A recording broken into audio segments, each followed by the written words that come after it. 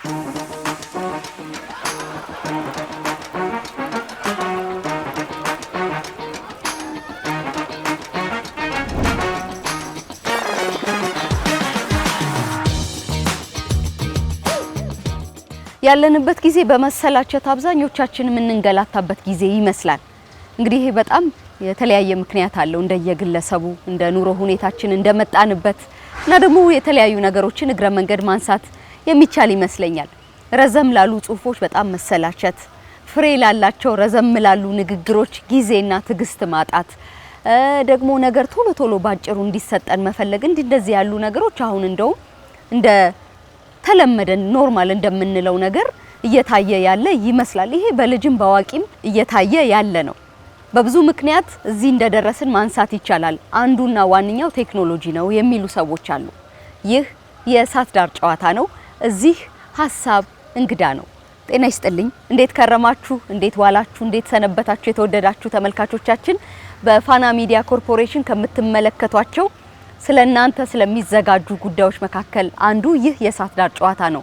ዛሬ በቁንጽል ዕውቀቶች በቁንጽል ንባቦች እና በቁንጽል አጠቃላይ ሀሳቦች ዙሪያ እንጨዋወታለን። ከኖሩት ካነበቡት ከሚያውቁት የሚያካፍሉን እንግዶች አሉን። ስለዚህ በዚህ ሀሳብ መካከል እናንተ የተወደዳችሁ ተመልካቾቻችን ምናልባት ራሳችሁን የምታገኙበት ከወዳጆቻችሁ የምትጫወቱበት እድል ይሆናል የሚል ተስፋለን። ስለዚህ የዚህ ንግግር የዚህ የእሳት ዳር ጨዋታ አካል ስለምትሆኑ ከወዲሁ አመሰግናችኋለሁ። ማህሌት ከበደ ነኝ። እንቀጥላለን። እንዴት ዋላችሁ? ደህና ናችሁ ሆይ? እንግዲህ በእውቀትም በልምድም በእድሜም የተለያየ ስብጥር ያለን ይመስለኛል። ጉዳዩ ለየት ለማድረግ ከወጣቱን ጀምር አይደለ? ታላላቆች አይቀርም እኮ ጉዳዩ ለየት ለማድረግ አልኩኝ እኮ። በጣም አመሰግናለሁ። ስሜ ቢኒያም አለሙ እባላለሁ። ሶሻል ሚዲያ ኢንፍሉዌንሰር ነኝ።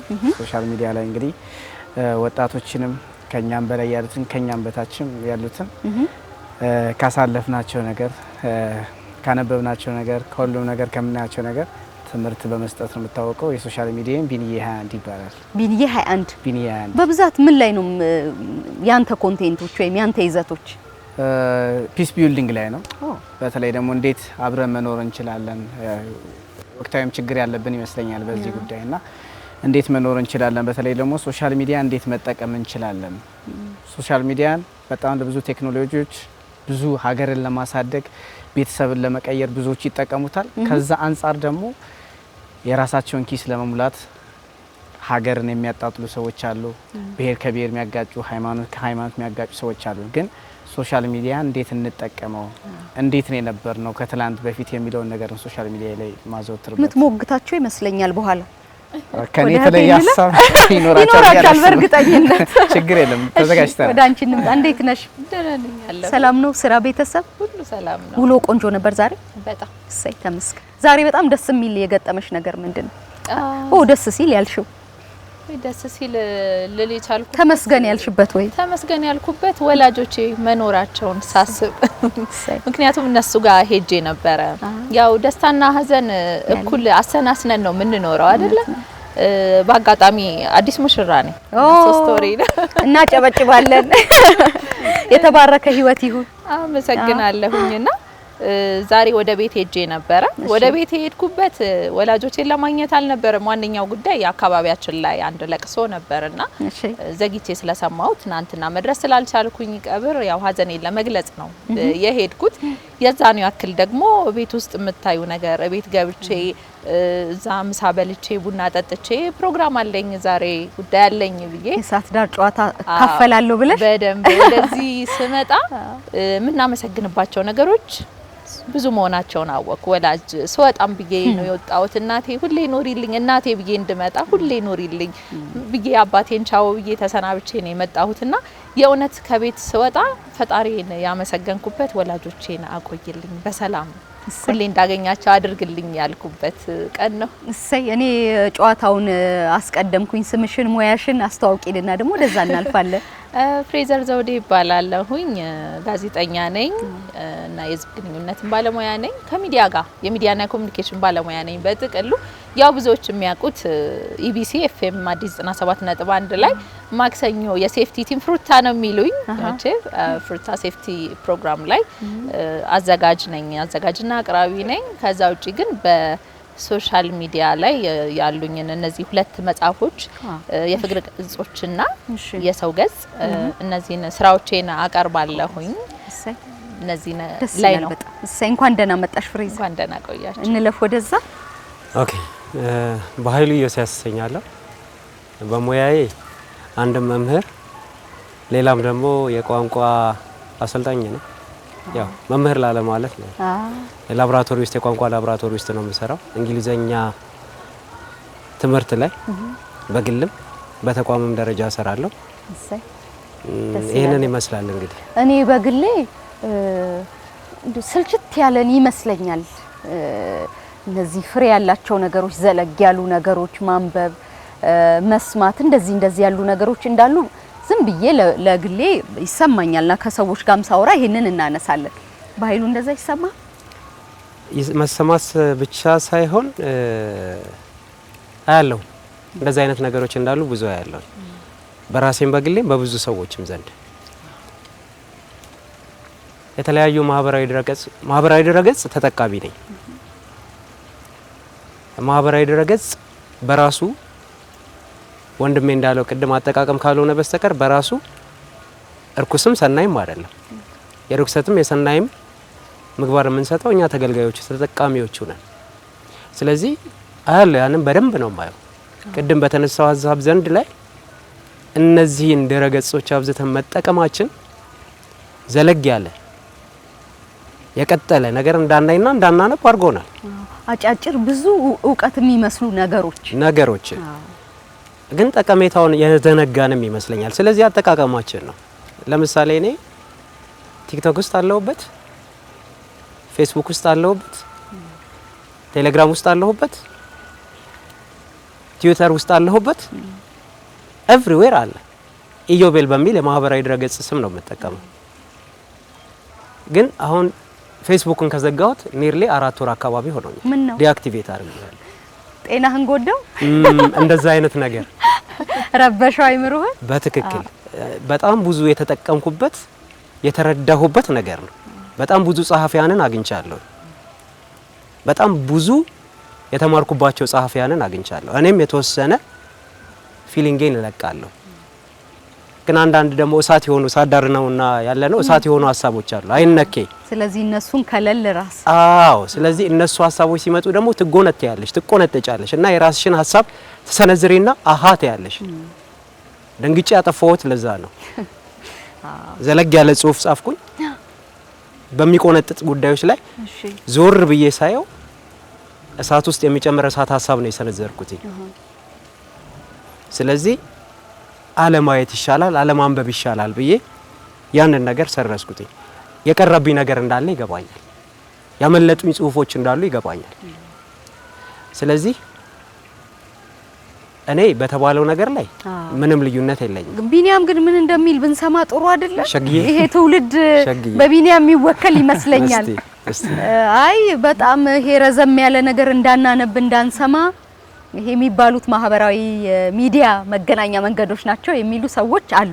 እኔም ዝም እየስጠረጥር እንደዛ ይመስለኛል። አንተ ምንድነው የሚመስለው? እሳቸው እንዳሉት ነው። ሶሻል ሚዲያ ከመጀመሪያው እንዳጠቃቀምሽ ነው። የሰው ፍላጎት አለው። በእርግጥ አሁን ድሮ ሰዎች ይዝናኑበት የነበረው መጽሐፍ በማንበብ ነበር፣ ልጆቻቸውን ይዘው በመውጣት ነበር። አሁን ፌስቡክ ላይ፣ ቲክቶክ ላይ፣ ኢንስታግራም ላይ ነው ታይማቸውን ብዙዎች የሚያሳልፉትና ብዙ ሰው ረጅም ነገር አይወድም። ለምን ይመስልሃል? አይ ቲንክ ጊዜው ይመስለኛል። እኔ ከኛ በላይ ያሉ ትውልዶችም መንቃት ያለባቸው ይመስለኛል። እሺ፣ ስለዚህ ትንሽ እየተከራከርኩህ እቆያለሁ። ተከራከረኝ። ጊዜው ይመስለኛል ብሎ ማለት ነው። ጊዜው ምን አረገ? ጊዜው አሁን የቴክኖሎጂ ነው። ብዙ ጊዜ ብዙ ሰዎች ሰዓት የላቸውም። ነገሮችን በአጭሩ ነው አይደለም። ሶሻል ሚዲያ ላይ ሰው ጸሎት በአጭሩ የሚፈልግበት ጊዜ ነው። ጸሎት ለምንድነው በአጭሩ ቶሎ የማይዘጋው የሚልበት ዘመን ላይ ደርሰናል። የተንኳተተ የቆየ ነገር በጣም የሚያሰለቸው ቶሎ የሚያሰለቸው ትውልድ መጥቷል። ይሄ እኔ መጥፎ ነው ብዬ አላስብም። አንዳንዴ ከጊዜው ጋር መራመድ የተሻለ ነው። ከቆምንበት ቦታ ቆመን ያ መጥፎ ነው ብሎ መጠቆምም አስፈላጊ ነው ብዬ አላስብም። ምክንያቱም በጣም ትተውን የሚያልፉ ብዙ አለማት አሉ ብዬ አስባለሁና አብሮ መፍጠኑ አብሮ መጓዙ መጥፎ አይደለም። ያ ሲባል ግን መጽሐፍትን ማንበብ መተው አይደለም ወይ ረጅም ጽሁፎች። አሁን በኔ በራሴ ረጅም ጽሁፍ ማመጣ በጣም ያሰለቸኝ። ይደብራል? በጣም ይደብረኛል። ሰውም እንደሚደብረው ስለማቀ እኔ ቪዲዮ ስሰራ ወይም ፌስቡክ ላይ የሆነ ነገር ስጽፍ አሳጥሬን ኮመን ነገሯን ነው ማሳጥረው። ብዙዎቻችን ምናልባት ከኛ እድሜ በላይ ያሉ ሰዎች ሙሉ ሰው ዲቴል እንዲገባው ይፈልጋሉ ይመስለኛል። ሶሻል ሚዲያም ላይ እኮ አለ ረጅም ነገር እኮ ይጻፋል። ሲሞር ካለው ብዙ ሰው ይዘላል። ዘልየን ማልፈው አይቼው በቃ ሃይላይቱ ወይም መጨረሻው ምን ይላል የሚለውን ማየት ነው የምፈልገው። ያ የመጣብኝ ነው ማልፈዋላ። ሶሻል ሚዲያ ላይ ያመጣው ትልቁ ተጽዕኖ አለ። ህይወትን ስታያት አሁን የዛሬ 10 ዓመት እንደነበረችው አይደለችም። አረ እንደ ትናንትም አይደለችም። ኤግዛክትሊ እሺ አሁን አንተ የቴክኖሎጂና የጊዜ ጉዳይ ነው ብለሃል። ቴክኖሎጂና እና እኔም በሆነ አልመርጥም ብለኸኛል። ፍሬዘር ይሄንን ብቻውን ተጠያቂ ማድረግ ይቻላል? ለምሳሌ የፌስቡክ እና ተያያዥ የቲክቶክ እንደዚህ መምጣት ይመስልሻል? እንደዚህ ትዕግስትን ከውስጣችን ሙልጭ አድርጎ የደፋው ነውም አይደለም? እሺ ነውም አይደለም የምለው ምንድነው ኑሯችን የሚገለጽባቸው ነገሮች ናቸው ወይንም ደግሞ በህይወት እንቅስቃሴያችን መሀል የተፈጠሩ አንድ ፕላትፎርሞች ናቸው እነዚህ ነገሮች። ያ ባህል ከውስጣችን እየወጣ ምናልባት ባይሄድ ኖሮ እነዚህ ነገሮች ላይ የሚኖረን ነገር የዛኑ ያክል ይሆን ነበር። እሱ እንዳለው ሲሞርን ዘለን ለማለፍ ያለን ነገር ያለን ተነሳሽነት ሳ ነው የሚሆነው። የሆነ ጊዜ ላይ የመጡ ነገሮች አሉ። በአጭሩ የሚባል ነገር መጥቷል። ትክክል ነው። በተወሰነ መልኩ የሱን ሐሳብ የምጋራው ምንድነው ቴክኖሎጂ ጥቅሙ ራሱ ጊዜያችንን አቅማችንን በብዙ መልኩ መጠቀም እንድንችል፣ ለምሳሌ ቀን ሙሉ በእጃችን ቀላል እንደው እንደ ሴት እንደ ማህበረሰብ እቤት ውስጥ ገብተን ወደ አንዲት እናት ወርደን ስናየው ድሮ ድግስ ሲኖር ብዙ ሰው ተሰብስቦ እሱ ራሱ የራሱ የሆነ ቫልዩ እንዳለው አውቃለሁ። የሚሰጠው እሴት አለ። ሽንኩርት ተልጦ ተከትፎ ብዙ ጊዜ ሊፈጅባቸው ይችላል። የሚጎዳቸው ነገር አለ። አሁን ግን ምንድነው ይላጥና ሁሉም ሰው በቤቱ ማሽን አለው። ምናልባት የኤሌክትሪክ ኃይልንም የማይፈልግ ህይወታችንን የምናቀልበት ለሌላ ተጨማሪ ፕሮዳክቲቭ ለመሆን ወይንም ለሌሎች ተጨማሪ ስራዎች ውጤታማ ለመሆን ጊዜያችንን በአግባቡ ለመጠቀም ሊያግዘን ይችል ይሆናል። ግን ሁሉም ነገር በአግባቡ አንዳንዴ አይመነዘርም። ወደዚህኛው ስንመጣ እንደዛ ነው ወይ? ለምሳሌ አሁን ከኤአይ ጋር ተያይዞ ከነ ፌስቡክም ከምንም አልፈን ወደ ኤአይ ተያይዞ ኤአይ በጣም ብዙ ነገርን ያመጣ ነው። የዛኑ ያክል ደግሞ ስጋት ነው። በኋላ ለሰው ልጅ ራሱ ጸር ሊሆን የሚችልበት ሁኔታ ይፈጠራል ተብሎ የሚባሉበት ነገሮች አሉ። እሱ ራሱን የቻለ ሌላ አጀንዳ ነው። ከኛ እንትን ይወጣልና በቀላሉ ሰዎች ተምረው አይተው ኤክሰርሳይዝ አድርገው ተሰምቷቸው ስሜቱን አውቀውት ሊያልፉ የሚገባቸውን ነገሮች እየዘለሉ እንዲሄዱ የሚያደርጉ ነገሮች አሉ። ጠለቅ ያለ ነገር እንዳይኖረን ያደርጋል። የስነ ልቦና ባለሙያ አይደለሁም፣ ግን እንደ አንድ ሰው እንደ ሰውኛ በአንድ የህይወት ዑደት ውስጥ ሳልነካው ሳይሰማኝ የማልፍበት ነገር ጥሩ ያረጋኛል ብዬ አላምንም። ሁሉም ሰው መከራ ስቃይ ማየት አለበት ብዬ አላስብም። ግን ደግሞ አንድ ነገር የሚመጣበትን መንገድ በተወሰነ መልኩ ማየት መቻል አለበት ብዬ አስባለሁ። ያላነበበ ምንም ገጽ ያልገለጠ ሰው ቁጭ ብሎ አሁንማ መጥቶልኛል እንትን ብሎ ኤአይ ላይ ሙሉ ሞርኩን ሰርቶ ጥያቄውን እንኳን ወይ አያቆም ሁሉ ምን ነበር ጥያቄው ሲባል ጥያቄዎቹን ሁሉ ያስታውሳቸውም ኮፒ ፔስት አድርጎ ወይንም እንደውም አሁን በስክሪን ሾት እንደዛ ሆኗል። በዚህ የራሱን በጣም አደገኛ ነገር አለው። አደገኛ ነው። ምን ያመጣል? እነዚህ አጫጭር መንገዶች ምን ነገር ያመጣሉ? አጫጭር ነገሮችና ቴክኖሎጂ የሚፈጥራቸው ነገሮች ለሌላ ተጨማሪ ጊዜና አቅማችንን ተጠቅመን ለሌላ ተጨማሪ ምርምር እና ለሌላ ተጨማሪ ግልጋሎት ራሳችንን ለማሳደግ ስናውለው ነው ያ ነገር የቆጠብነውን ጊዜ። በጣም ልክ ነው። አየሩ ትንሽ ይቀዘቅዛል። እግራችሁ ላይ ጣል እንድታረጉ ጋብዛችኋለሁ። ወጣት አይበርደው እንዳትጨነቅ። አይ አባባይ ሰዓት እንኳን ይበርደናል። በዚህ ሰዓት ይበርደናል አይደል? ትንሽ ቀዝቀዝ ስለሚል ለወሬያችንም ማሳረፊያ እንዲሆነን ነው። የተወደዳችሁ ተመልካቾቻችን ይህ የእሳት ዳር ጨዋታ ነው። በፋና ሚዲያ ኮርፖሬሽን በየሳምንቱ በዚህ ሰዓት የምታዩት ነው የሚሆነው። እዚህ ቦታ ላይ ሀሳብ እንግዳ ነው። ከህይወታችን ጋር በቀጥታ የሚገናኙ ጉዳዮችን ይዘን እንደዚህ እንጫወታለን። እንደምትወዱት ተስፋ አደርጋለሁ። ዛሬ ቁንጽል በሆኑ እውቀቶች ዙሪያ እያወራን ነው የምንገኘው። እንግዲህ ይሄ ከትግስት ከማጣት ከመሰላቸት እንግዲህ የተለያየ ስም ልንሰጠው እንችላለን። በየቀኑ እየመጣ ያለ አስደንጋጭ ነገር ስለሆነ እሱን አንስተን ነው እያወራን ያለ ነው። አጫጭር ብዙ እውቀት አደገኛ አይደለም ባይሉ ምን ይመስላል? አንዳንድ ሰው ብዙ ነገር ላይ ትንንሽ መረዳት አለው እና ጠለቅ ስትል ደግሞ ይሄ ኳኳታው ምናምን ይመጣል። በአንድ ነገር ላይ ጠለቅ ያለ እውቀት ነው በጣም ቆንጆ ወይስ አጫጭር ብዙ እውቀቶች ናቸው ለህይወት የሚያስፈልጉት? ምን ይመስላል? እንደዛ እያሰብኩ ነበር። እንደ መምህርም እንደ ግለሰብም ሊያጫውተን ይችላል። እናንተ ትነግሩኛላችሁ። ግዴታ ረጅም ነገር ነው ወይ እውቀት የሚለው እያሰባችሁ ጠብቁ። እንግዲህ በዚህ ዘመን ካየናቸው ነገሮች ውስጥ ጥሩ አብራርተውታል ሁለቱም። አጫጭር ብዙ አጫጭር እውቀቶች ናቸው ወይስ ጠለቅ ያለ የተወሰነ እውቀት ነው መልካም? ስፔሻሊቲ የሚባለው ነገር በዛ ላይ ይመስለኛል። አንድ ነገር ላይ ጠለቅ ያለ እውቀት ሁሉም ሰው ሁሉ ነገር ላይ ግንዛቤ እንዲኖረው አይጠበቅም። ቢያንስ የተወሰነ ቢኖረውና በተወሰነ መልኩ ደግሞ በጣም ጠለቅ ያለ እውቀት ወይም ደግሞ በዛ ላይ የሰለጠነ የተመራመረ እንዲሆን ይጠበቃል። ለዛ ነው ስፔሻላይዜሽን የሚባለው ነገር የተፈጠረው። ለምሳሌ ዶክተሮች የራሳቸው ስፔሻላይዜሽን አላቸው። ስለዚህ ቢሆን ሸጋ ነው በተወሰኑ ፊልዶች በተወሰኑ በዛ ባሉ ፊልዶች ዙሪያ ላይ ወይም መስኮች ዙሪያ ላይ አጫጭር እውቀቶች ኖሮ ግን በተለይ ደግሞ በተወሰኑ ነገሮች ላይ ጠለቅ ያለ ነገር ቢኖረን ግን ከዛም ከዚህ የምንቃረም ከሆነ ቀላዋጭ ነው የምንሆነው። መቀላወጥ ደግሞ ደፋር ያደርጋል። ክብርም የለውም ደፋር ያደርጋል። ደፋር ሰው ደግሞ የሆነ ቦታ ላይ ይዋረዳል። እምፈራው ነገር እኔ እሱ ነው።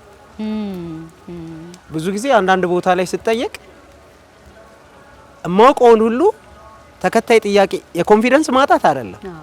ተከታይ ጥያቄ እውቀት እንግዲህ ይለያያል። ምን አይነት እውቀት ነው እማውቀውን እምለው? ወይ አጭር እውቀት ሊሆን ይችላል። እማውቀው ቦታ አንዳንድ ጊዜ ጥፍት ይለኛል ስጠየቅ። እንደዚህ አይነት እኔ እንጃ ብዬ ካለፍኩ በኋላ ለምን አልጠቁመም? ወይ ያ ሰውዬ ቢሳሳትስ ከዚህ በኋላ ምን ይከተላል? በቦታ ደረጃ ነው የምልሽ። እኔ ዋልታ አሁን እዚህ ስመጣ ትንሽ ባክኛለሁ። እዚህ የሚመላለሱ ሹፌሮች አሳልፈውኝ ሄጄ ማለት የእውቀት እጥረት ማለት ግዴለሽ የሆነ ነገር ደፋር የሆነ ነገር።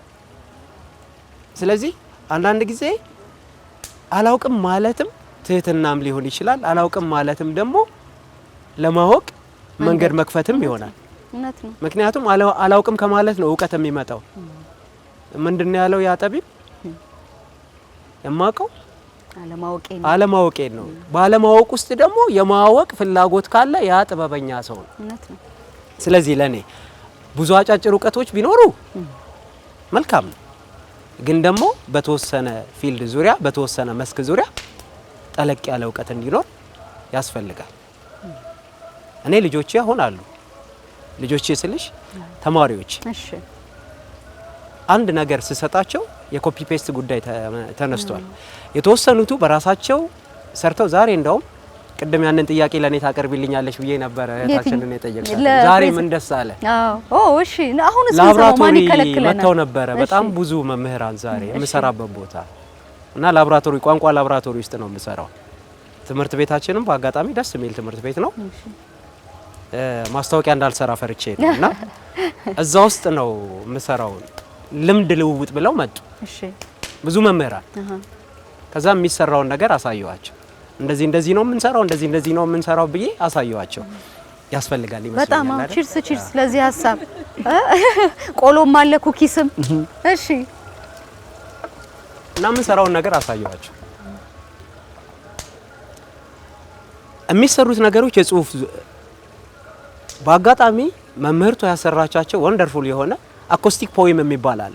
እሺ አኮስቲክ ፖይም ታውቁታላችሁ? ይሄ አድዋ በሚል ለምሳሌ በኤ የሆነ ነገር በዲ የሆነ ነገር እንደዚህ የማይታመን ነገር ነው የሰሩት ልጆቹ በራሳቸው።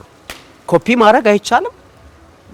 በቃ አስተማሪዋ በጣም እንግለጸውና ትንሽ ሰዎች መምህራን ጠንከር ሲሉ ያሁኑ ትውልድ ምንድነው የሚላቸው ገጀራ ወይም ጅልጥ አለ። አዎ እና ሁለት ከባባድ ነገር ባንዴ። አዎ ገጀራ ወይ ጅልጥ። ትንሽ እኔ ገጀራ ነኝ ክላስ ውስጥ እላቸዋለሁ። የሆነ ስራ ሰጣቸውና እንደዚህ ሲሉ አይና ያመቢ ገጀራ ወይ ጅልጥ just do it አይ ነው ደጋረክ። አዎ በቃ ገጀራው ቆሟል አርጉ ነው በቃ ልክ እንደዛ። ይሄንም ስጠቅስ ጎንበስ ሲሉና ይስቃሉ። በቃ there is no way ምንም አይነት መንገድ አልተውላቸው። ስለዚህ በሂደት ነው እንዲያልፉ እያደረክ ያለው። ይሄ ባጫጭሩ እንደዚህ አድርጎ አሳይመንት መስጠት እንደዚህ የለም። ይሄ በጣም ትልቅ ውለታ መዋል ይመስለኛል። በኃይሉ እመጣለሁኝ ሀሳብህ ላይ ምናልባት ቢኒያም ደግሞ ትንሽ ወዲያና ወዲህ እያለን እንድንጫወት ነው። የመሰላቸት ስሜት አለ? ትግስት የማጣት የሚያስብልህ ነገር አለ በምታየው በምትሰማው ነገር ላይ? ተደጋጋሚ ሲሆን አዎ። እንደገና ደግሞ ትልቁ ነገር ምንድነው ኢንተረስቲንግ ያለሽበት ኢሹ ሊመጣ ይችላል። ኢንተረስቲንግ ያለሽበት ነገር ጨርሰሽ አታደምጪውም። ስክሮል ነው። ህይወትም ጊዜም ምርጫ ነቻል። ምርጫ ነች። የቀረበልሽ ነገር ካልጣፈጠሽ ታቆሚዋለሽ። ሶ በእኛ በሶሻል ሚዲያ በምንሰራ ሰዎች፣ ቪዲዮ በምንሰራ ሰዎች ወይም ጽሁፍ በምንጽፍ ሰዎች ካቺ ለማድረግ ትልቁንም ትንሹንም ካቺ ያዝ ለማድረግ ፊት ለፊት ያለችው ነገር እናጣፍጣታለን። ወይም ሰውየው እስከ መጨረሻው ድረስ ቁጭ ብሎ እስኪ ታግሶ እንዲያይን ታግሶ እንዲያነብ ፊት ለፊት ያለችው ነገር ወሳኝ ነች። አሁን እሷን የማጣት ጉዳይ ይመስለኛል። አንድ ሰውዬ የ30 ሰከንድም ቪዲዮ ሰራ፣ የ30 ደቂቃም ቪዲዮ ሰራ፣ መልእክቱ አለ። መልእክቱ ተመሳሳይ ነው። አንዱን ባጭር ታረጊዋለሽ፣ የ30 ደቂቃው ደግሞ ዲቴል ሊሆን ይችላል። ዲቴል ሲሆን ግን መጠቀም ያለበት የራሱ የሆነ ሜቶድ አለ። ሰዎች ቁጭ ብለው እስከ መጨረሻው እንዲያዩት የመጀመሪያውን የሚያያቸውን 9-16 ሰከንዶች ሰዎችን ቁጭ አድርጎ የሚያስቀምጥ መሆን አለበት። አሁን አሰልቺ የሚሆነው ሰዎች ቁጭ ብለው እንዳያዩት ያን ነገር ወይም እንዳይጨርሱት የሚያደርገው ምንድነው? የመጀመሪያ ያሉት ነገሮች ነው። እርግጠኛ ነኝ ለምሳሌ የሆነ ጽሁፍ አግኝተሽ ዛሬ አንቺ የምትፈልጊው ነገር ሆኖ መጀመሪያ ላይ አይተሽው ሳጨርሽው ልብሽ ራሱ ስክሮል አድርገሽ ራሱ ካልተመለስሽ ውስጥሽ ያስጨንቅሻልና ተመልሰሽ ታገኘዋለሽ። ችግሩ ነገር አሁን ከዚህ ዘመን እንትን ያጣንበት ወይም ሶሻል ሚዲያ ላይ ምናልባት ላክ ኦፍ ኤክስፔሪየንስ ሊሆን ይችላል። ብዙ ሰዎች ካወቁት፣ ምክንያቱም ይሄን ነገር እኔ በራሴም አይቼዋለሁ። ሶሻል ሚዲያ መጀመር የሚፈልጉ ሰዎች ብዙ ቪዲዮ ይሰራሉ፣ ተመሳሳይ ከኔ ጋር የሆነ ኮንቴንት ይሰራሉ፣ አይታይላቸው። ለምን መጀመሪያው ካቺ አያደርጉትም ነው? ረጅም ስላሉ ሳይሆን የካቺ ጉዳይ ነው ወይስ የማጠር የመርዘም ብቻ ነው? እሱ የመያዝ ብቻ ነው መርዘም የማጠር ነገር? እሱ ዲፔንድስ ኦን ያን የሚከታተለው ሰው ነው። የምፈልገው ነገር በቃ እዚያ አግኝቻለሁ በቃ ብሎ መመለስ ይችላል፣ ስክሮል ሊያደርገው ይችላል። ግን የካቺ ጉዳይ ከፊት ለፊት ያለችው ነገር ወሳኝ ነች። የሆነ ሰው ሲራመድ ምናምን ነገር ከማየው መጀመሪያ ላይ ያለው የመጨረሻዋን ከፊት ለፊት ቢያመጣልኝና ያን ነገር እስከ መጨረሻ እጂ ለማግኘት ጉጉት እንዲኖረኝ ማድረግ ይችላል። ብዙ ሰዎች የተሳሳቱ ነገር ያ ነውና ረጅም ማሰባችሁ ስህተት ነው እያልከን ቢኒ?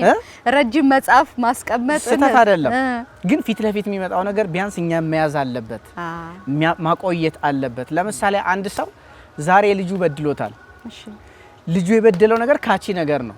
አዎ ልጅ አባትን ሲበድል ማየት በባህላችንም በወጋችንም ደስ የማይል ነገር ነው። መጨረሻው ማየት እንፈልጋለን። አባቱ ይዘራዋል፣ ይጥለዋል ወይስ ማንም ይማታው ማየት እንፈልጋለን።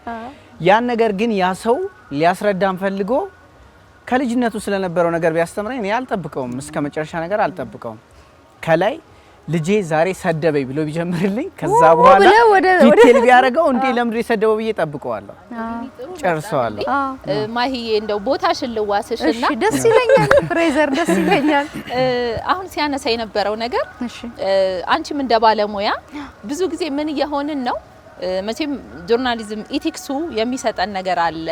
ራሱ የሚባለው ለማህበረሰቡ ከምን አንጻር ነው ይሄ ፕሮፌሽን ያለው ነገር ምን ማድረግ ነው የሚለው የምናውቀው ነገር አለ። አሁን ግን ምን እየሆንን ነው? ኦዲየንሱ ኮንቴንትን ጋይድ ማድረግ እየጀመረ አይደለም ወይ? ከቺ የምትለዋ ወረርሽኝ ልበላትና ከቺ የምትለው ወረርሽኝ ወደ ሚስሊዲንግ ሁሉ እስከ መሄድ ድረስ ያደረሰ የመጀመሪያ ከቺ መሆን አለባት ተብሎ ከኮንቴንት ውስጡ ካለው ከጉዳዩ ከይዘቱ ጋር ያልተገናኙ ወደ ሚስ ኢንፎርም ወደ ማድረግ ራሱ ሊወስዱን የሚችሉበት መንገዶች እየመጡ አይደለም ወይ? ከዛ ውጪ ለማህበረሰቡ እንደ ማህበረሰብ ማዝናናትን ማሳወቅን አይደል እንደ ሙያሽ ላይ ራሱ አንቺ ምንድነው እየገጠመሽ ያለው? ወጣም ወረደም አብዛኛው ይሄ ፕላትፎርም የማህበረሰብ ሚዲያው የተጫነ የበዛ ስለሆነ ትልልቅ ሚዲያ ካምፓኒዎችም የማህበረሰብ ትስስር ገጾችንም ጭምር እየከፈቱ ስለሆነ ምን ይባላል አንዳንዴ ኤዲቶሪያልም ላይ ሊሆን ይችላል ከጓደኞችሽ ጋርም ዲስከስ ታደርጊ በጣም እስቲ ሰውን የሚይዝ ነገር እያልሽ አይደለም ወይ? አንቺ ራሱ እየሸረሸረሽ አይደለም ወይ?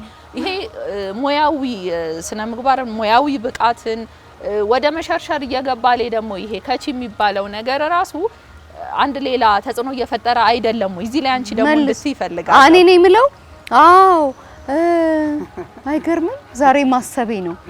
ግን አንድ የሚገባኝ ነገር መቼም እንዳረጉት ነው አይደለም? እንዴት ነው የምንጠቀመው?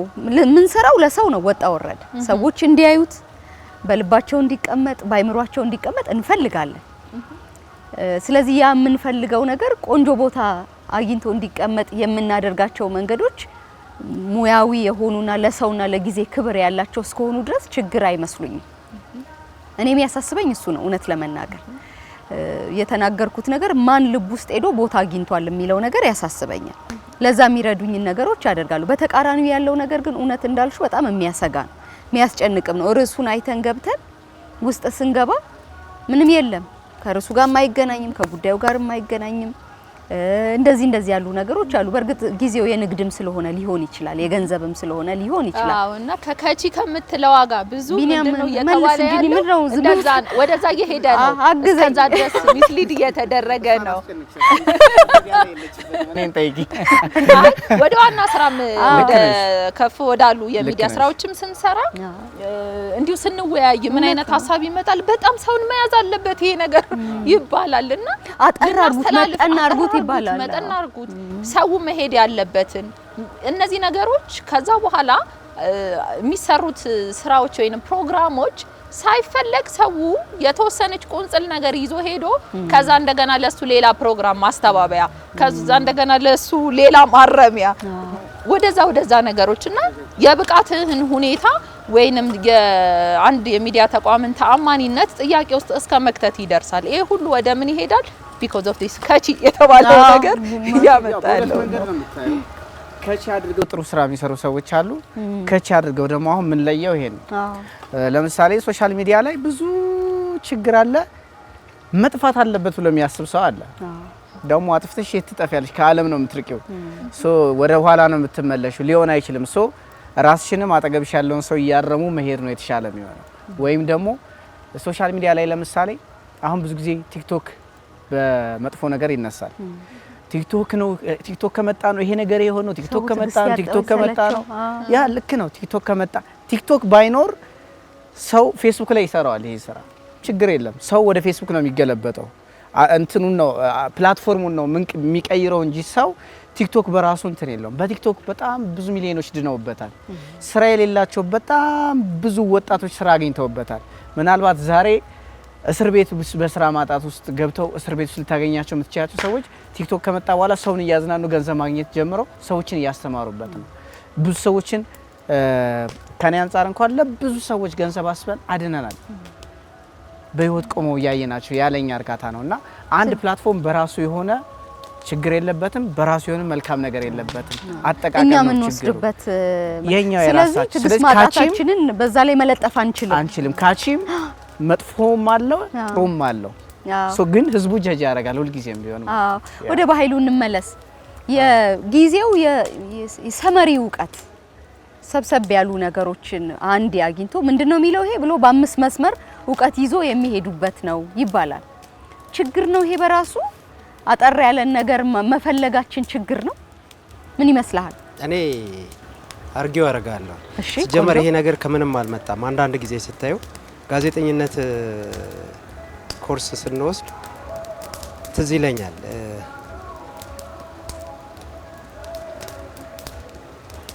ዜናው ሲቀርብ አሳጥረው ይለዋል፣ አሁንም አሳጥረው ይለዋል፣ አሁንም አሳጥረው ይለዋል እና መጨረሻ ላይ ጋዜጠኛው ስልችት አለው። ይሄን ነገር በጣም ከብዙ ጊዜ በፊት ሳሰሙት አትቀሩ።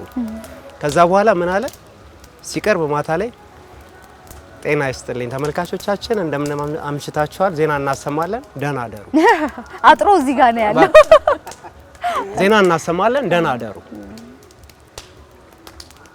ዜና እናሰማለን፣ ደህና አደሩ። ዛሴት ስለዚህ አንዳንድ ጊዜ ይጠር የሚባለው ነገር አንደርስታንዲንግ ወይም ደግሞ መረዳትን ይፈልጋል።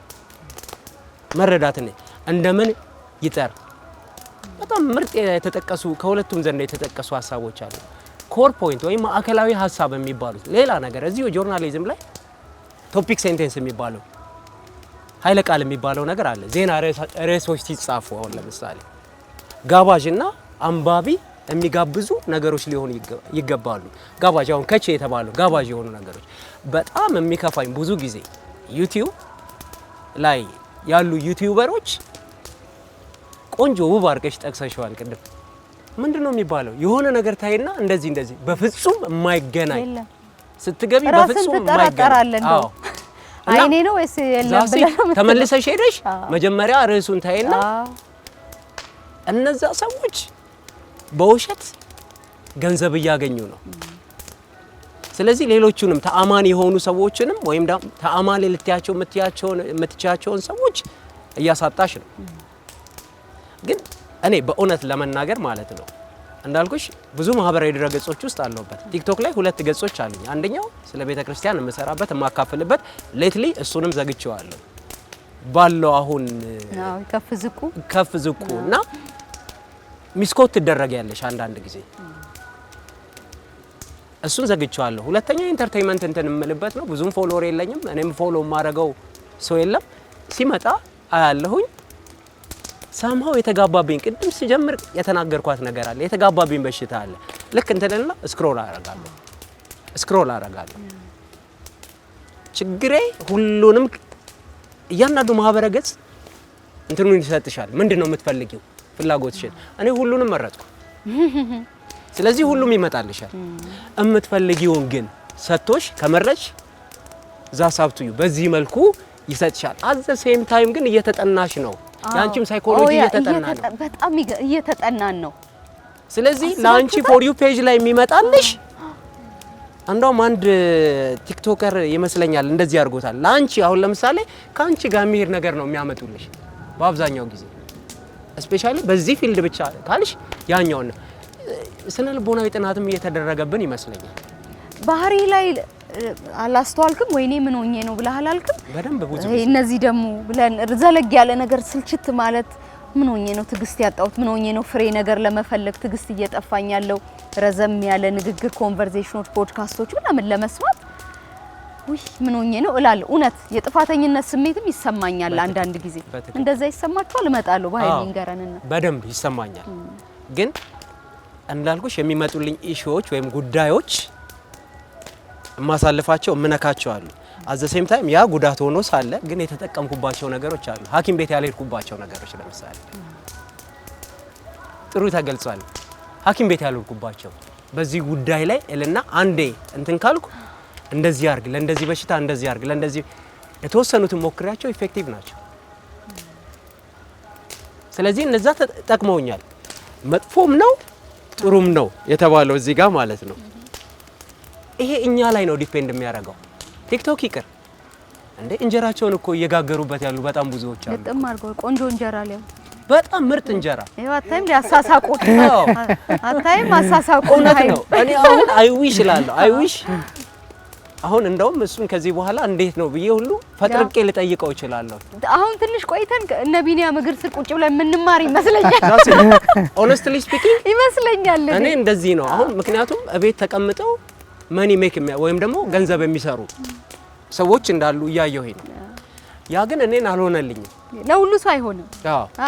ማንችለውና ማያምርብንን ማወቅ ጥሩ ይመስለኛል። እውነት ነው። አሁን ለምሳሌ ቢኒ በጣም ብዙ ሞክሮ ነው የተሳካለት፣ ባንዴ አልመጣለትም። ስለዚህ እኔ አሁንም የኔ አርጊውመንት ሊሆን የሚችለው ምንድነው ይሄ አጠቃቀማችን ነው። እውነት ነው እንደመነዘር ነው። አዎ የተሰጠሽን የምትጠቀሚበት ነገር እንጂ አንዱ ስለቀረ ፌስቡክ አሁን ይናፈቀኛል። ኦነስትሊ ስፒኪንግ ሚስ ማረጋቸው ጸሐፊያን አሉ በደንብ ረጃጅም ጽሁፎች የሚጽፉ በዚህ አጋጣሚ ሱራፌል የሚባል በስነ ሱራፌል አየለ ላመሰግነው እወዳለሁ። ሱራፌል አየለ ተመስግነሃል። አዎ ሌላ ደግሞ ኤድዋርዶ የሚባል ጸሐፊ ኤድዋርዶ ባይሮ በጣም የምወዳቸው ኤልያስ ደግነት ኤልሻዴሺ ጎበዝ ሰዎች ናቸው። እውነት በጣም የነሱ ጽሁፍ ይቀርብኛልና ግን ደግሞ እጎነተላለሁ አንዳንድ ነገሮች እና እሳት የሆነ ሐሳብ አንብቤ እሳት የሆነ ጽሁፍ ጽፈና አደነግጣለሁ። ትከሻ ይፈልጋል ደግሞ እኮ አዎ በደንብ ሐሳቦቹን እንይዛቸዋለን። ፍሬዘር አንድ ቆንጆ ግጥም አጋብሽኝ እባክሽ። በጣም ያንቺን ተወዳጅነት ማስቲ ያረፍን በል። በሱ ደግሞ ምናልባት የሰው ገጽ አሁንም ስላለ ሰዎች ወደ ኋላ ወይ ከሱ ላይ እናያለን። እሺ የፍቅር ገጾች 2007 ዓመተ ምህረት የወጣ ስራ ነው። ስለ ፍቅርና ፍቅር፣ ስለ ፍቅር መኖርና ስለ ፍቅር አለመኖር ላይ ያተኮረ ነው እና ቆሎ ያዙ ኩኪስ ያዙ ባይ የፍሬዘርን ግጥም እየሰማን ከቆሎ ጋር ውብ ነው። አሪፍ ነው። አልፎብናልና ልቤ ርቋልና ካንተ ፍቅርሽን ብለህ እንዳትመጣ ያለፈው ትዝ አይለኝም ተቀብሯል ዳግም ላይ ወጣ ልቤ በነበር አልጻፈህም እኔም ካንተ ልብ ልውጣ ይቅርታሽን ብለህ አትበለኝ ይቅርታ የሌለው ጥፋት ባይኖርም ትንሿን ልቤ ላይሆን ቀርቦ ተመክቶ በሽፋን ስም በፍቅር ገዝቶ የበደለኝ አውቆ ውስጤን የሚያሳምም ካንተ ሌላ ማንም የለ ያኔ በሁሉ መፍዘዜ አሁንም ያለ አይምሰል በፍቅር ንዳድ መታዘዜ ለታሪክ ያልቀረውም የነበረንም ጣፋጭ ጊዜ ካሻህ ትዝታ ይሁንህ ለኔ ግን ነበር ድንዛዜ እና እባክህ ፍቅር ካለህ ለኔ ከልብህ የመነጨ አትምጣ ከኔ ተመልሰ ላንተ ያለኝ ፍቅር ስለጫጨ ዳግም እንኳን ብፈጠር ለይቅርታ ቦታ እንዳይኖረኝ አድርጎኛልና በደልህ ከወደድከኝ ባክራቀኝ ዛሬም ነገም እየመጣህ በደልህን አታስታውሰኝ ተጻፈ በ18/06/2001 ዓመተ ምህረት የአንድ ጎረምሳ እድሜ ነው። በጣም ነው የምናመሰግነው። ረጅም ሆነ 16 ዓመት የትላንት ነው የሚመስለው ስሜት 12ኛ ክፍል አካባቢ ሆኜ የተጻፈ ግጥም አታይም ደስ አለው እኮ ፈካ ፊቱ ማለት የትላንት የተጻፈ ነው የሚመስለውና ፍቅር ረጅም ያንተ ትውልድ አይደለም ለነገሩ የጊዜው ነገሮችን በጣም በፍጥነት በጣም በቅልጥፍና ማድረግ የሚፈልግ ዘለግ ላለ ነገር ደግሞ ብዙም ፍላጎት የሌለው እንደሆነ እያነሳን ረዘም ያለ ነገር የመስማት የማንበብ ትግስት አለ የለኝም ብትለኝ በጣም ነው ደስ የሚለኝ። እንዳትሰጋ ሲሞርን እንዳትረሳ ሲሞር አይደለም ለምን አለቁ የምትያቸው ብዙ ጽሁፎች አሉ። ተው እንጂ በጣም ረዝሞ ሄደሽ ለምን አለቁ የሚያስብሉ ነገሮች አሉ። አንዳንድ ሰዎች ሲጽፉ በቃ እቺ የታይም የክሎክ ቲክ ቲክ ቲክ ታክ የምትለው አልቻለች ድምጿ ሁሉ እስከማሰሚ ድረስ እዛ ላይ ብቻ ተመስጠሽ ምንባብሽን አምሮሽን ብቻ መታነቢው ነገር ላይ የምታስይበት ሰዎች አሉ እንደዛ የሚጽፉና ለምን አለቀ የምትያቸው ታሪኮች አሉ። እኔ ረጅም ነገር ጠላለሁ ብዬ አላስብ፣ ግን መርዘም የሌለባቸው ነገሮች ረዝሞ ስታይ ግን አላይም ድጋሚም እንግዲህ በጣም ህይወት አማራጭ ሆናለች በዚህ ሰዓት ስክሮል ነችና ቀደም እንዲያውም እሳቸውም እያሉ ነበር ቀደም ትልቁ በተለይ ደግሞ ይሄ ሚዲያ የሚከታተሉ ሰዎች እንዲማሩበት የምፈልገው ነገር ሶሻል ሚዲያ ያለን ሰዎች ጠቅላላ እየተጠናን ነው እንታወቃለን ሁላችን። እስኪ አንድ ሰው ፖስት ማድረግ ምናምን አይደለም እስኪ በውስጥ ለጓደኛሽ ጻፊላት አይፎን 60 ይፈልጋለሁ ብለሽ ጻፊላት። ከዛ ወጥተሽ ስትመጪ አይፎን 60 ነው በዚህ አማራጭ በከለሩ ይመጣልሻል፣ ሌላ ነገር ይመጣልሽ የለም። የሆነ ነገር ፈልጊ። የተጻጻፍሽው ነገር ሁሉ ይቀባበላሉ መረጃ ጉግል ከፌስቡክ ፌስቡክ ከኢንስታግራም እንደዚህ ነው የሚቀባበሉ። እኛ ምስኪኖቹ ምስኪን እና ብዙ ጊዜ የሚከሰሱትም ለዚህ ይመስለኛል። ሚዲያዎች ለምን ነው የሚከሰሱት? መረጃ አሳልፈው እየሰጡ የሚባል ሰምታችሁ ታውቃላችሁ? መረጃ አሳልፈው የሚሰጡት ማለት ይሄ ነው። ጉግል ላይ ሰርች ያረክሽውን ነገር ኢንስታግራም ላይ ታይዋለሽ። እንዴ ከየት አወቀ ሳስብ ያስባል እንዴ ነገር ታያለሽ። ጠቅላላ የሚሞላው እሱ። ሁለተኛ ነገር ደግሞ አልጎሪዝም የሚባል ነገር አለ። አሁን እነዚህ አልጎሪዝሞች ሁሉም ላይ ፌስቡክም ላይ በይ ኢንስታግራም ላይም በይ ቲክቶክ ላይም ሌሎች ትዊተርም እንኳን ብዙ አልጠቀምበት የፖለቲከኞች ስለሚመስለኝ ብዙ ይመድባሉ ማለት ትዊተር የፖለቲከኞች ብዙ ኢትዮጵያ ውስጥ 5% ቲክቶክ ትዊተር ይጠቀማል ብዬ አላስብም።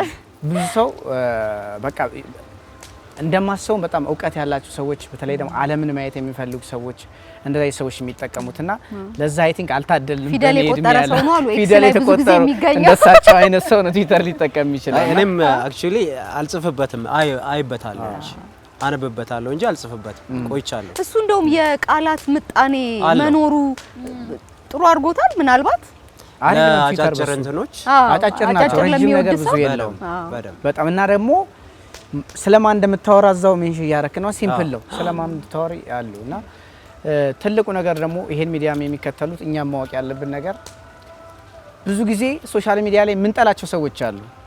አይጠፉ ከሃይማኖትም አንፃር ከፖለቲካ ሀሳባችን አንፃር የምንጠላቸው ሰዎች አሉ። እስከ መጨረሻው እናያቸዋለን። ሶ አልጎሪዝሙ የሚያስበው አሃ ይሄ ሰው ተመችቶታል ቢልና ዴይ ቱ ዴይ ነው የሚመጣልህ ሰውዬ ዴይ ቱ ዴይ ነው የሚመጣልህ እና አላቀቅ ያለሽ ለምን እያየሽው እኮ ነው ይሄ ሰውዬ ለምንድሮ ብዙ ለቀቀት ያለሽ ግን የዛሬ 3 አመት ያለውንም ያመጣልሻል ስለፈለከው ብሎ ነው የሚያመጣው። ትልቁ ስህተታችን ምንድነው? ማንፈልገው ማንወደውም ሰው እንጨርሳለን። ማይመችሽን ሰው ዘለሽ መሄድ ያለብሽ እየጠላ ነው እየተሳደበ ታፈምሽዋለሽ፣ ታሳድጊዋለሽ። ያ ሰው እያደገ ይመጣል፣ ቪው እየጨመረ ይሄዳል። ከዛ አልጎሪዝሙ ደግሞ የሁሉም አልጎሪዝም ተመሳሳይ ሆኗል።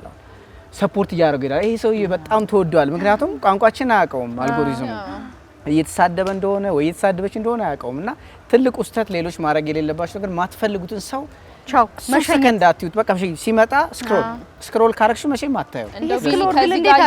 ስክሮል በጣም ወሳኝ ህይወት አማራጭ ነች። ቢኒ ከዚህ ጋር ያይዘህ ብዙ ጊዜ ቅድም ካልከው ከከቺው የወጣ ተቃራኒ ልክ አሁን ብዙ ሰው እንዲያየው ተብሎ ሌላ አጭሩ መንገድ አቋራጭ መንገድ ነው።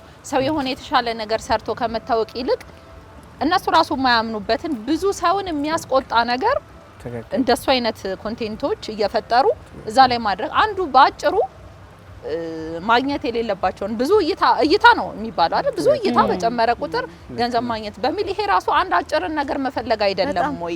እጃችን ላይ ያሉት ሰዎች እንዲወዱት የበለጠ እጃችን ላይ ያሉትን ነገሮች በአጭሩ ለምንለው ለአጭር ለሚባሉ ግን ምናልባት በአጭር ለሚያስቀሩ ችግሩ ደግሞ እዚህ ማህበራዊ ሚዲያ ላይ ራሳቸው ብቻ በአጭር ቀርተው አለመቅረታቸው ነው እኔን የሚያሳስበኝ። ሌላውንም ለሱስ የሚውልበት መንገድን እንዴት ነው አንተ የምታየው? የሚገርምሽ ነገር እንደዚህ አይነት ነገሮች ነው አንዳንዴ ከኔ መሰሎች ጋር በተለይ ደግሞ ጥሩ ኮንቴንት ያላችሁ ሰዎች ታወራላችሁ። yes obviously ያው በደንብ ነው የምናወራው። ለምሳሌ ምንድነው የሰራው ይሄ ልጅ ልክ ነው የሰራው ብለን ቁጭ ብለን የምናወራችባቸው ነገር አለ። እኔ ጋር እንኳን ጥፋት ቢኖር ይሄ ልክ አይደለም፣ ይሄ ነገር ማድረግ አልነበረብህም፣ ይሄ የሆነን ሰው እንደዚህ ነገር ያስተምራል፣ ተቀባይነት የለም፣ ይሄን ይነካል ሶ ይሄ ልክ አልነበርክም ታስተማሪበታለሽ። ብዙ ልጆችን እናያለን። አሁን ብዙ ሰው መታወቅ ባጭሩ የሚፈልግበት ጊዜ ነው። ግን ያላወቁት ነገር እነዚህ ሰዎች በሆነ በደስ በማይመስል ነገር ታወቁ። ችግር የለም በነውር ነው የታወቁት እነዚህ ሰዎች። ፋይናሊ የዛ ሰው ስም ሲጠራ ነውሩ ነው የሚታየው ለኔ ነውር ጌጡ እንደዛ ነው። እና ለምንድን ነው ማለት ፊውቸር የላቸውም ወይ? ያገባሉ፣ ይወልዳሉ፣ ቤተሰብ አላቸው፣ የሚያፍሩበት ነው። እኔ ቪዲዮ ፖስት ሳረግ 3 ጊዜ 4 ጊዜ ቁጭ ብዬ ነው የማስበው። አሁን 40 አመት ቤት ስገባ አፍርበት ይሆን እላለሁ። የሆነ ነገር ሰርቼ እደበርበት ይሆን ወይ ስወልድ ልጆች አይተውት በሰዎች ይሸማቀቁበት ይሆን ብዬ አስባለሁ። ይሄን ማስበው ምንድነው አጠገብ ያሉት ሰዎች ጋር ስለምናወራ ነው ሁሌም። እና ብዙ ሰዎች ያላወቁትን ያልተገነዘቡት ነገር በሲምፕል ነገር ሳደክሚበት የመጣሽበት ነገር ግን ከነውር ጋር ነው ያደግሽው።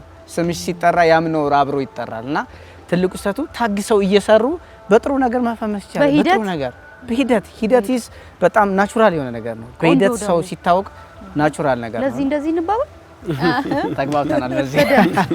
ይሄንን ሀሳብ ሳስብ ከአንድ ወዳጄ ጋር ያወራሁት ነገር ነው ትዝ ያለኝ። 2 ልጆች አሉት፣ መንታ ናቸው እና 13 14 አመታቸው ነውና ማታ እስኪ ከነዚህ ልጆች ጋር እንደው ተረት ነገር ላውራ አለና አለ ገብቼ መጽሐፌን ላጥላጥ አድርጌ ስማቸውን ጠርቼ ኑ እስኪ ተረትና አንብብ ስል አለ መኝታ ቤታቸውን አባ ረጅም ነው አጭር ነው የሚሉኝ አለ እና ደነግጣለሁ አለ እና በጊዜው በጣም ነው የሳቅ ነው ወይ ዘንድሮ ልጅ ምናምን ብለን ሳቅን። የእውነት ግን የ13 እና የ14 አመት ልጅ ዘለግ ያለ ነገር ለመስማት በቃ ፍላጎት እያጣን አያስፈራም? ይሄ እጅግ በጣም ያስፈራል። እንዳው የበፊት ፊልሞችን ካየሽ ራሱ አባት ወይ እናት ልጁን ተረት የውጭ ሀገሮችን ነው የማወራው። እኛም ደግሞ ልጅ ሆነን ተረት ሲነገረን ሰብሰብ ብለን ነው ቁጭ ምንል። በቃችሁ ተኙ ስንባል ሁሉ እንዴት ሆነ ካላለቀልን ቀሪውን ደግሞ ነገ ሲባል እንዴ ምናምን ነገር ፈጥርቀን ይዘን ምናምን በቃ ነገ አሁን እንቅልፍ ሰዓት ነው ተኙ። አሁን ግን ምንድነው የሆነ ያለው ያ ነገር ነው። ያስፈራል፣ በእውነት ያስፈራል። ይሄ ግን ለምሳሌ ልጅ የለሽም? አዎ ልጅ አለሽ? ሚስ አለኝ። ለልጅሽ ሞባይልሽን ስንት አመት?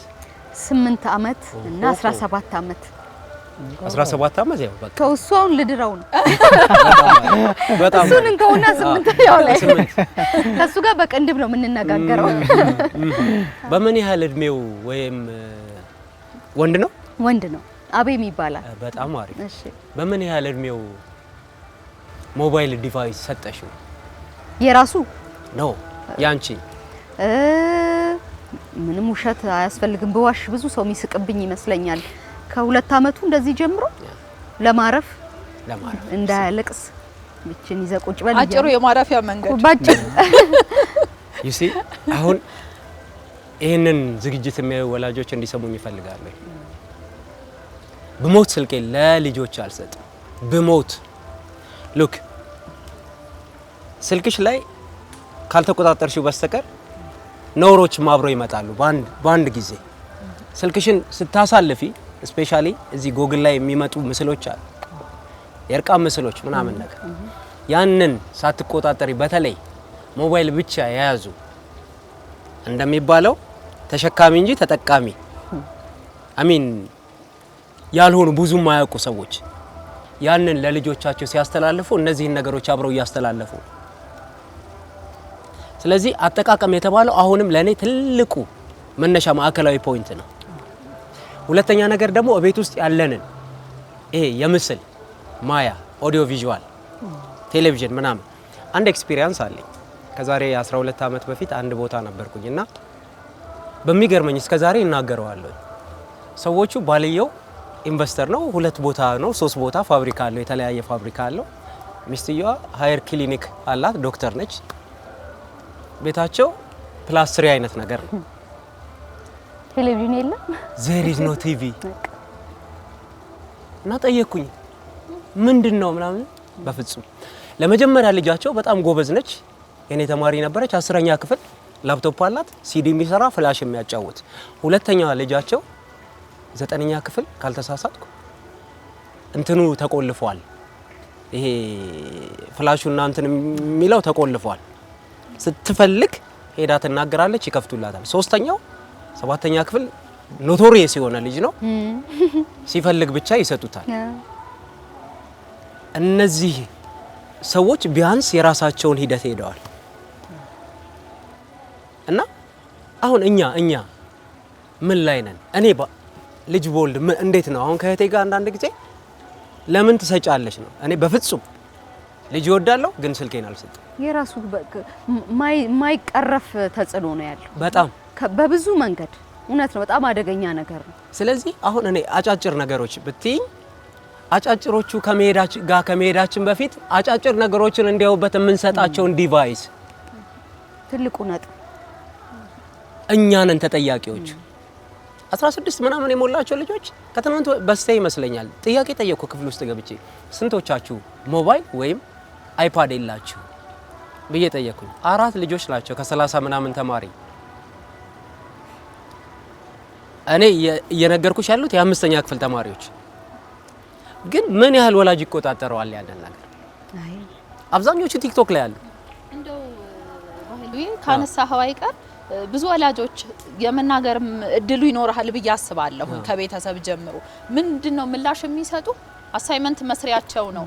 አሳይመንት ወላጆች አጭሩ መንገዳቸውን ካስልክ እኔ ጋር እንዳትመጣ ሆምወርክ እንደዚህ እንዳትጠይቀኝ ይሄን ነገር እንደ መከራከሪያ የሚሰሩበት ነው የትምህርታቸው የሚሰሩበት ነው ብለው ይሉሃል። ሌላ አጭሩ መንገድ አይደለም ወላጅ ከልጆቹ ለመራቅ ልጆች ማለፍ ባለባቸው ኮላጆቻቸው ጋር ማንበብን ማጥናትን ማየት አንድ ራሱ ጤናማ የሆነ ሂደት ይመስለኛል። እሱንስ እንዴት ነው በምን መልኩ ነው ለሌሎች ለማስረዳት የምትሞክረው? የምታየውስ እይታህ እንዴት ነው? አዎ አንዳንድ ጠንከር ያሉ ወላጆች ይመጣሉ፣ ቤተሰቦች ይመጣሉ። እንዳልኩሽ ያው ማህበረሰባችን በተለይ ድብልቅ ነው።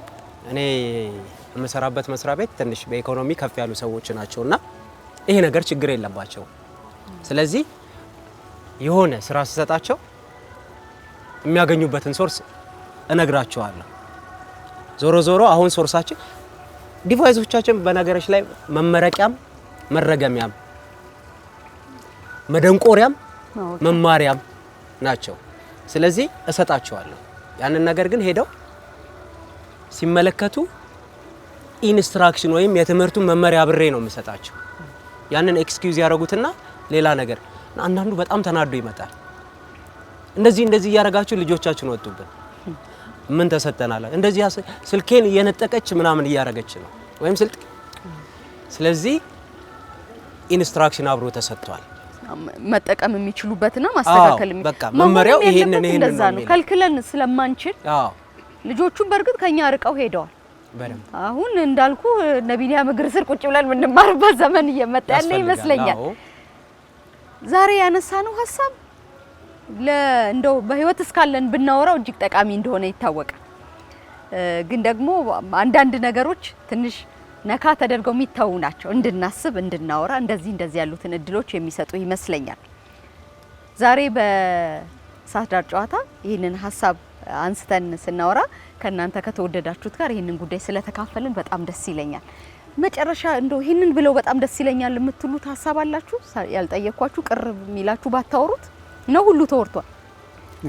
አልቅማ ጉዳዩ በቃ ስለዚህ በዚህ መንገድ ነው የምንጨርሰው ማለት ነው። የተወደዳችሁ ተመልካቾቻችን ይህ የእሳት ዳር ጨዋታ ነው። እዚህ ሐሳብ እንግዳ ነው። ዛሬ በእሳት ዳር ጨዋታችን አጫጭር ነገሮችን የመውደድ ወደ ደዛ ነገሮች የመሳብ ዘለግ ላሉ ጽሁፎች፣ ቪዲዮዎች፣ ሐሳቦች፣ ንግግሮች ደግሞ ትግስት ማጣት፣ መሰላቸት በአንዳንድ ነገር ላይ ጥቂት ዕውቀቶችን የመያዝ ልምዶቻችን እየሰፉ መጥተዋልና የት ነው የሚያደርሱን የሚለውን ሐሳብ አንስተን አወራን።